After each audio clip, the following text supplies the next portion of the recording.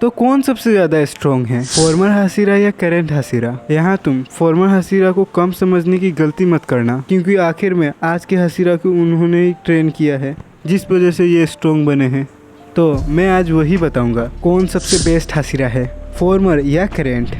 और यहाँ पे थोड़े मोड़े स्पॉइलर मिलेंगे, तो कमेंट में गाली मत बकना। तो हम बात करेंगे उन फॉर्मर हाशिरा की जो एनिमे में हमें दिखाए गए हैं, जिनकी आज रिप्लेसमेंट दिखाए गए हैं, लाइक ग्यू, फॉर्मर वाटर हाशिरा उरो कुरामी का रिप्लेसमेंट। वहीं शराबी हाशिरा का रिप्लेसमेंट है रेंगुकू। वहीं हमारी फॉर्मर फ्लावर हाशिरा कनाई कोचो का रिप्लेसमेंट शिनोबु कोचो, जो इसकी बहन है। तो सबसे पहले बात करेंगे फॉर्मर वाटर हाशिरा के और करेंट वाटर हाशिरा की, जो है मिस्टर ओरोकुरा की। और ग्यू जितने खूबसूरत ओरोकुरा भी अपने चेहरे से है, उतने ही खतरनाक अपने कटाना से है। हाँ, सच में उनका चेहरा काफ़ी खूबसूरत है, जो एनिमे और मांगा में नहीं दिखाया गया है, क्योंकि उसे ढकने की एक वजह है। जब भी वो किसी डीमन से लड़ते थे, तब वो डीमन उनके चेहरे का मजाक उड़ाता था कि इस खूबसूरत चेहरे पर काटाना अच्छी नहीं लगती। ये लाइन मेरी तरफ से थी, लेकिन असल में रीजन यही था। मे भी ऐसा ही कुछ हैंड डीमन ने भी कहा होगा,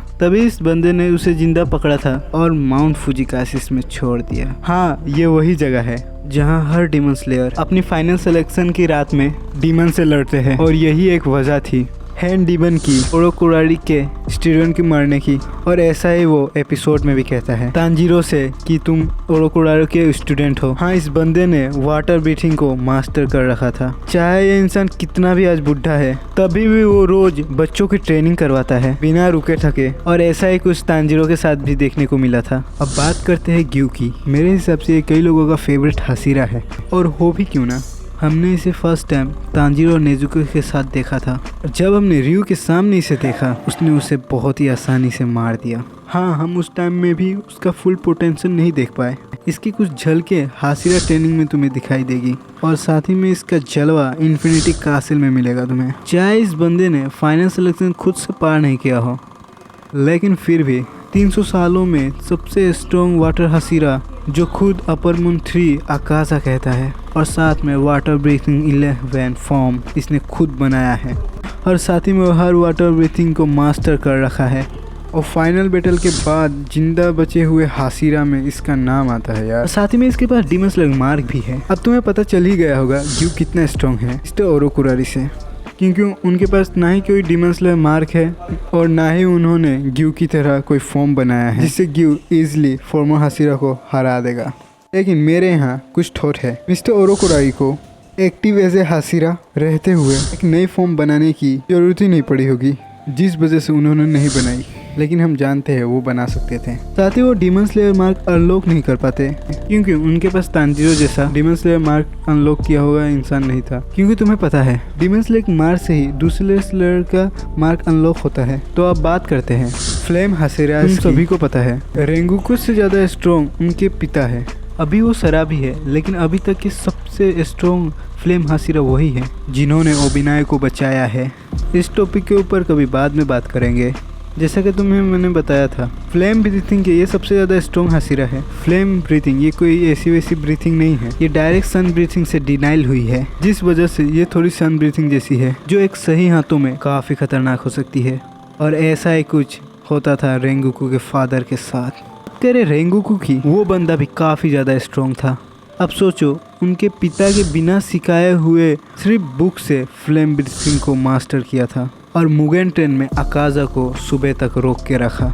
अब मत कहना आकाशा मज़े की मूड में था, क्योंकि आकाशा भी जानता था इस बंदे के पास गजब की फाइटिंग स्पीड है, और उसके स्ट्रॉन्ग नहीं बनने की एक ही कारण थी, वो उसके लायक नहीं, बल्कि उसके पिता ने उसे नहीं सिखाया, जिस वजह से वो इतना स्ट्रॉन्ग नहीं बन पाया जितना उसे बनना था। जैसा तुमने ग्यू के केस में देखा, जितना स्ट्रॉन्ग टीचर होगा उससे भी ज़्यादा स्टूडेंट होगा। और योरेची भी अपने भाई कोकोशिबो से कहते थे कि आने वाली पीढ़ी हमसे भी ज़्यादा स्ट्रॉन्ग होंगे। तब यहाँ पर फॉर्मर हाशिरा करेंट हाशिरा से बेहतर है। बिकॉज ऑफ सम रीज़न उसने अपने बेटे को सिखाया नहीं। पर तुम टेंशन मत लो, ये इन्फिनिटी कैसल में दिखाई देगा, और उस टाइम तक ये बेवड़ा नहीं रहेगा, और साथ ही में इसके साथ एक कटाना भी होगा। अब बात करते हैं फ्लावर हाशिरा कनाया कोचो की डोमा द आसाराम ने मारा था, जो अपर मून 2 था।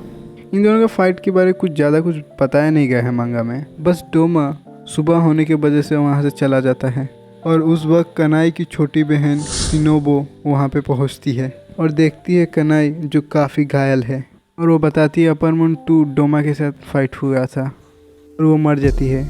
इससे एक बात पता चलती है कि वो उतनी भी ज़्यादा स्ट्रॉन्ग नहीं थी। पता नहीं डोमा भी अकाजा की तरह मज़े ले रहा था।